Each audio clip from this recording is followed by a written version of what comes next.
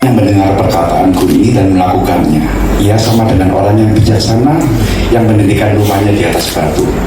Shalom saudara-saudara yang terkasih. Shalom. Saya Antoni ingin bersaksi mengenai pelajaran ke-10, yaitu anggota keluarga yang berfungsi dengan benar. Saya bersaksi ini bukan karena saya sudah sempurna, tapi karena Tuhan sudah berbuat sesuatu yang luar biasa di dalam hidup saya. Bahkan saat saya berada di titik yang paling rendah. Beberapa tahun yang lalu, saya mengalami 2 hantaman yang besar sekaligus, yaitu di saat ekonomi saya jatuh dan pernikahan saya yang kandas. Dari hal ini saya mengalami banyak kehilangan, yaitu percaya diri, kestabilan, bahkan macam-macam banyak kehilangan yang saya alami karena saya merasa seperti ditinggalkan dan tidak berdaya. Tapi di tengah kehancuran itu, saya bertemu dengan Tuhan Yesus. Saya mulai mengenal Tuhan Yesus bukan hanya sebagai sosok agama, tapi sebagai Tuhan yang hidup. Saya mulai belajar baca firman, ikut ibadah, bahkan ikut MSK seperti ini. Dan pelan-pelan saya belajar bahwa keluarga itu bukan hanya soal status atau rumah tangga yang utuh, tetapi tentang peran kasih dan kerendahan hati yang harus dibangun atas dasar Kristus. Saya belajar bahwa saya punya bagian yang harus saya perbaiki dalam diri saya ini.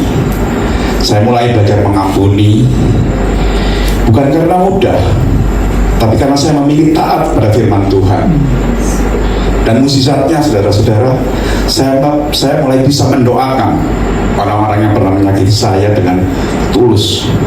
Dan saya berdoakan agar dia juga mengenal kasih Kristus. Saya hidup dengan memegang janjinya di Matius 6 ayat 33. Carilah dulu kerajaan Allah dan kebenarannya, maka semuanya itu akan ditambahkan kepadamu. Dan saya bisa bersaksi hari ini bahwa ketika kita sungguh-sungguh mencari Tuhan, Dia sanggup menambahkan damai, kekuatan, bahkan pemulihan yang kita butuhkan. Dan pesan moral yang saya dapatkan dari apa yang saya pelajari ini bahwa setiap keluarga itu harus menjaga komunikasi. Jangan diam saat hati mulai menjauh. Masalah bukan untuk dipendam, tapi untuk diselesaikan bersama dengan kasih Kristus sebagai pengikatnya. Mungkin keluarga saya tidak lagi lengkap secara dunia, tapi saya tahu bahwa saya sudah dibentuk pribadi saya oleh Tuhan.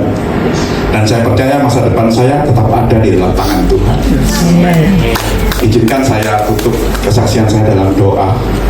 Tuhan Yesus yang penuh kasih, terima kasih karena Engkau tidak pernah meninggalkan kami, bahkan saat keluarga kami runtuh. Tolong kami untuk terus belajar mengampuni, mengasihi, dan membangun keluarga di atas dasar firman. Bukan karena kekuatan untuk menjaga komunikasi, berikan kami kekuatan untuk menjaga komunikasi, dan jadikan setiap rumah tangga yang ada yaitu menjadi tempat kediaman kasih-Mu. Kami serahkan seluruh keluarga kami di dalam tangan-Mu. Hanya di dalam nama Tuhan Yesus kami berdoa. Amin.